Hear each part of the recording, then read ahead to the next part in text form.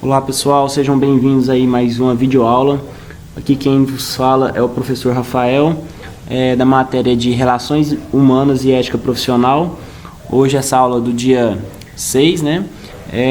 Vamos tratar sobre um tema bem pertinente, que é a respeito do treinamento e desenvolvimento de pessoas, que isso também contempla a parte de gestão, tá? Então ela está intrínseca àquela matéria que nós vimos na última aula, que é a parte de gestão de pessoas, claro que agora dando um foco maior.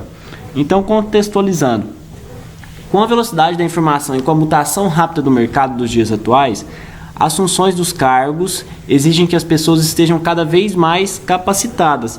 Então, entendemos o seguinte, que hoje, com a velocidade que nós temos, tanto da informação, tanto da tecnologia e também da mudança do mercado, né, que cada vez mais lançam produtos a cada dia mais rápido, né? Então as pessoas elas têm que ter essa capacitação para se adaptar a esse cenário. Isto é, sem falar na concorrência natural pela vaga. Então, além de você ter que se adaptar a essas mudanças rápidas de mercado, de tecnologia, enfim, você também tem que ter a capacitação de concorrer com outras pessoas também, que a gente tem uma reserva de mão de obra, né? Tendo em vista aí que a gente tem uma quantidade grande de desempregados. Então existem as variações relacionadas às mudanças da legislação e até mesmo a tecnologia. Da parte da tecnologia a gente até falou, mas em relação à legislação também, as leis elas mudam diariamente, mensalmente, vai depender da área. Então isso também faz com que o profissional tenha esse entendimento jurídico do setor que ele trabalha. Isso em todas as áreas também.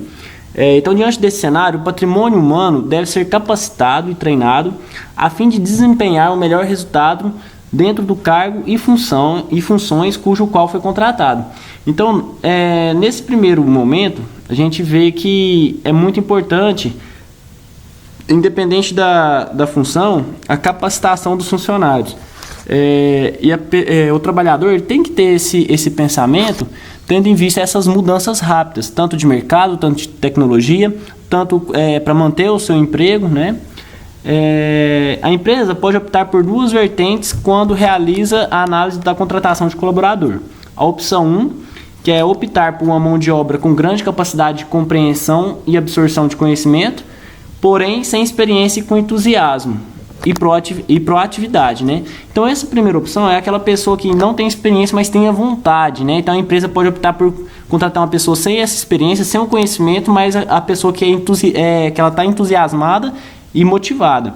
E a opção 2 é optar por uma mão de obra já com grande experiência e qualificada para o cargo contratado, trazendo ideias e processos de outras experiências de trabalho. Então aqui, quando a empresa vai ao mercado para contratar, ela tem duas opções. Ela pode contratar uma pessoa inexperiente, mas com vontade, ou optar por uma mão de obra já especializada. Claro que nessa segunda opção ele vai ter que arcar com um recurso maior de dinheiro, né, para contratar uma mão de obra especializada. Mas a primeira opção também não é uma má opção, tendo em vista que a pessoa está com a vontade de aprender, porém você vai ter que capacitá-la. Ambas as mãos de obras você tem que estar atualizando elas, mas a primeira mais ainda, né? É importante ressaltar que, dependendo da situação, o gestor da área ou do departamento de RH não terá as duas opções diante da oferta de mão de obra. Então, pode ser que, dependendo da cidade ou do local, a empresa contratante não vai ter essas duas opções. Pode se deparar apenas com uma e vai ter que se satisfazer com ela.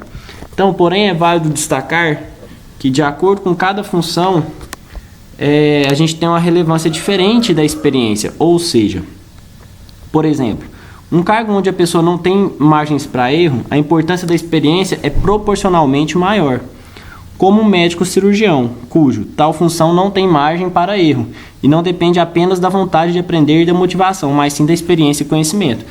Então, nesse cenário, nesse exemplo que eu passei para vocês, entendemos o seguinte: essas duas opções elas não se aplicam a qualquer área.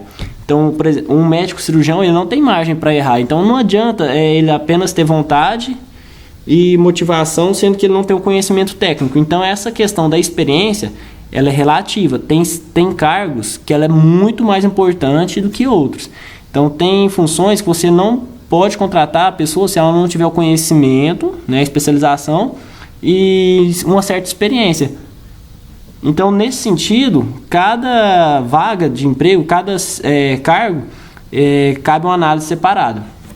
Então, ao contrário disso, temos os cargos cuja força de vontade e a motivação já tem um peso maior, como, por exemplo, uma função de vendas ou atendimento. Então, nesse caso, a função de atendimento, ela não precisa de um conhecimento tão a fundo, né? Não que ela não precise, mas a especialização nessa área não se faz tão necessária quanto para um médico fazer uma cirurgia. Então, a disposição em atender, a agilidade e a motivação pode ser um fator preponderante para essa função de atendente ao vendedor. Claro que neste exemplo temos casos cujo necessita de um conhecimento de nicho, ou seja, ele precisa daquele conhecimento da área do produto, né? Como o vendedor de defensivos agrícolas. Coloquei até um exemplo da área, onde o mesmo deve ter o conhecimento não só do produto, mas sim da sua aplicabilidade e rendimentos, entre outros detalhes.